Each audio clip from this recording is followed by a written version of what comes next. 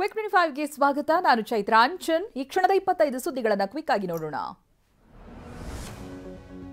ಮುಡಾ ಪ್ರಕರಣ ರಾಜಕೀಯ ಪ್ರೇರಿತ ಅಂತ ಸಚಿವ ಸತೀಶ್ ಜಾರಕಿಹೊಳಿ ವಾಗ್ದಾಳಿ ನಡೆಸಿದ್ದಾರೆ. ಕಳೆದ 20 ವರ್ಷಗಳಲ್ಲಿ 2,000 ಸೈಟ್ಗಳ ಹಂಚಿಕೆಯಾಗಿದೆ. ಆದರೆ ಕೇವಲ 14 ಸೈಟ್ಗಳ ಬಗ್ಗೆ ಮಾತ್ರ ಚರ್ಚಿಸಿದ್ರು. ಇದು ರಾಜಕೀಯ ಪ್ರೇರಿತ ಅಂತ ಕಿಡಿಕಾರಿದ್ರು. ವಾಮಾಚಾರದಲ್ಲಿ ಸಿದ್ದರಾಮಯ್ಯ ಕುಟುಂಬದ ಕೈವಾಡ ಇದೆ ಅಂತ ದೂರುದಾರ ಸ್ನೇಹಮಯಿ ಕೃಷ್ಣ ಗಂಭೀರ ಆರೋಪ ಮಾಡಿದ್ದಾರೆ. ಇದು ನನ್ನ ಹೋರಾಟವನ್ನ ಹತ್ತಿಕ್ಕಲು ಮಾಡಿರುವ ಪೂಜೆ. ಈ ಪ್ರಕರಣದಲ್ಲಿ ಸಿಎಂಗೆ ಶಿಕ್ಷೆ ಆಗುವುದು ಖಂಡಿತ. ಅದೇ ಕಾರಣಕ್ಕೆ ನನ್ನ ವಶೀಕರಣಕ್ಕೆ ಪೂಜೆ ಮಾಡಲಾಗಿದೆ ಅಂತ ದೂರಿದ್ದಾರೆ. ಕೆಪಿಸಿಸಿ ಅಧ್ಯಕ್ಷರ ಬದಲಾವಣೆಗೆ ಒತ್ತಡ ವಿಚಾರಕ್ಕೆ ಸತೀಶ್ ಜಾರಕಿಹೊಳಿ ಪ್ರತಿಕ್ರಿಯಿಸಿದ್ದಾರೆ. ಸಮಯ ಬಂದಾಗ ಹೈಕಮಾಂಡ್ ತೀರ್ಮಾನ ಮಾಡುತ್ತೆ. ತಕ್ಷಣ ಬದಲಾಗಲ್ಲ. ನಾನು ಆಕಾಂಕ್ಷಿಯಲ್ಲ. ಸಮಯ ಬಂದಾಗ ನೋಡೋಣ ಎಂದಿದ್ದಾರೆ. ಈಗ ಇರುವ ಬಿಜೆಪಿ ರಾಜ್ಯಾಧ್ಯಕ್ಷರು ಬದಲಾಗ್ತಾರೆ ಅಂತ ಮಾಜಿ ಸಚಿವ ಕುಮಾರ್ ಬಂಗಾರಪ್ಪ ಹೇಳಿದ್ದಾರೆ. ಪಕ್ಷದಲ್ಲಿನ ಸಮಸ್ಯೆ ಬಗ್ಗೆ ವರಿಷ್ಠರಿಗೆ ಮನವರಿಕೆ ಮಾಡಿದ್ದೇವೆ. ಸಂದರ್ಭ ಬಂದರೆ ಮತ್ತೆ ಹೋಗಿ ವರಿಷ್ಠರನ್ನ ಭೇಟಿ ಮಾಡ್ತೀವಿ ಅಂತ ಹೇಳಿದ್ದಾರೆ. ರಾಜ್ಯ ಬಿಜೆಪಿ ಅಧ್ಯಕ್ಷ ಸ್ಥಾನಕ್ಕೆ ಚುನಾವಣೆ ವಿಚಾರಕ್ಕೆ ಮಾಜಿ ಸಚಿವ ಕುಮಾರ್ ಬಂಗಾರಪ್ಪ ಪ್ರತಿಕ್ರಿಯಿಸಿದ್ದಾರೆ. ನನ್ನನ್ನು ಪರಿಗಣಿಸಿದರೆ ಜವಾಬ್ದಾರಿಯುತವಾಗಿ ನಿಭಾಯಿಸುತ್ತೇನೆ. ಇನ್ನು 3 ವರ್ಷದ ಅವಧಿಯಲ್ಲಿ ಮತ್ತಷ್ಟು ಕೆಲಸ ಮಾಡಬೇಕಿದೆ. ನಾವು ವಿಜೇಂದ್ರರನ್ನ ಬದಲಿಸಬೇಕು ಅಂತಿದ್ದೇವೆ ಅಂತ ಹೇಳಿದ್ದಾರೆ. ನಾನು ಮಾಜಿ ಸಿಎಂ ಯಡಿಯೂರಪ್ಪರನ್ನ ವಿರೋಧ ಮಾಡ್ತಾ ಇಲ್ಲ ಅಂತ ಮಾಜಿ ಸಚಿವ ಕುಮಾರ್ ಬಂಗಾರಪ್ಪ ಹೇಳಿದ್ದಾರೆ. ರಾಜ್ಯಾಧ್ಯಕ್ಷರ ರೀತಿ ನಾವು ದ್ವೇಷದ ರಾಜಕಾರಣವನ್ನ ಮಾಡಲ್ಲ. ಕೆಜೆಪಿಯಲ್ಲೇ ಒಂದು ಗುಂಪು ಮಾಡಿದ್ದಾರೆ ಅಂತ ಹೇಳಿದ್ದಾರೆ.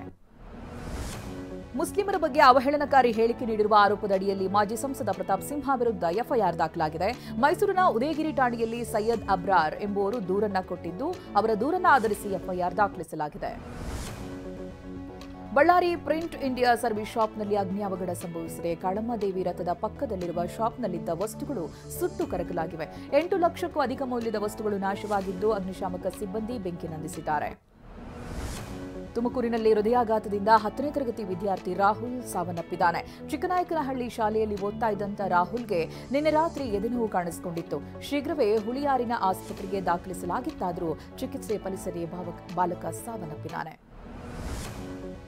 ದಾವಣಗೆರೆ ಚನ್ನಗಿರಿ ಪಟ್ಟಣದ ಅಜ್ಜಿಹಳ್ಳಿ ಸರ್ಕಲ್ನಲ್ಲಿ ಅಪ್ರಾಪ್ತನಿಗೆ ಬೈಕ್ ನೀಡಿದ್ದ ಪೋಷಕರಿಗೆ ಪೊಲೀಸರು ದಂಡ ವಿಧಿಸಿದ್ದಾರೆ. ಬೈಕ್ ಮಾಲೀಕ ಉಮೇಶ್ಗೆ 25,000 ದಂಡವನ್ನು ವಿಧಿಸಿ ಅಪ್ರಾಪ್ತರಿಗೆ ಬೈಕ್ ನೀಡದಂತೆ ಪೊಲೀಸರು ಸೂಚನೆ ಕೊಟ್ಟಿದ್ರು. ಈವರೆಗೂ 6 ಜನರಿಗೆ ತಲಾ 25,000 ದಂಡ ವಿಧಿಸಿದ್ದಾರೆ.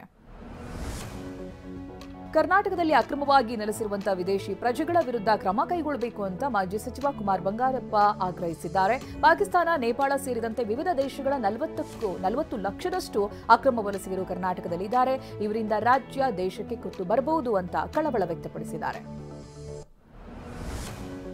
ಮಹಾಕುಂಭಮೇಳದಲ್ಲಿ ಡಿಜಿಟಲ್ ಪುಣ್ಯ ಸ್ನಾನ ಶುರುವಾಗಿದೆ. ವಾಟ್ಸ್ಆಪ್ನಲ್ಲಿ ವ್ಯಕ್ತಿಯ ಫೋಟೋ ತರಿಸಿಕೊಂಡು ಅದನ್ನ ಪ್ರಿಂಟ್ ತೆಗೆಸಿಕೊಂಡು ತ್ರಿವೇಣಿ ಸಂಗಮದಲ್ಲಿ ಸ್ನಾನ ಮಾಡಿಸುತ್ತಿದ್ದಾರೆ. ಒಂದು ಫೋಟೋ ಪುಣ್ಯ ಸ್ನಾನಕ್ಕೆ ₹1,100 ಚಾರ್ಜ್ ಮಾಡ್ತಾ ಇದ್ದಾರೆ. ಸೋಷಿಯಲ್ ಮೀಡಿಯಾದಲ್ಲಿ ಈ ಕುರಿತ ವಿಡಿಯೋ ವೈರಲ್ ಆಗ್ತಿದೆ. ಏರ್ ಇಂಡಿಯಾ ಅವ್ಯವಸ್ಥೆ ವಿರುದ್ಧ ಕೇಂದ್ರ ಕೃಷಿ ಸಚಿವ ಶಿವರಾಜ್ ಸಿಂಗ್ ಚೌಹಾಣ್ ಕೆಂಡ ಕಾರಿದ್ದಾರೆ. ಭೋಪಾಲ್ನಿಂದ ದೆಹಲಿಗೆ ಪ್ರಯಾಣ ಬೆಳೆಸಿದಾಗ ಅನುಭವಿಸಿದ ಕಹಿ ಅನುಭವಗಳನ್ನು ಹಂಚಿಕೊಂಡಿದ್ದಾರೆ. ಮುರಿದು ಹೋದ ಆಸನ ಮೀಸಲು ಇಡಲಾಗಿತ್ತು. ಪ್ರಯಾಣಿಕರಿಗೆ ಮೋಸ ಕೂಡ ಮಾಡಲಾಗ್ತಾ ಇದೆ ಅಂತ ಅಸಮಾಧಾನ ಹೊರಹಾಕಿದ್ದಾರೆ.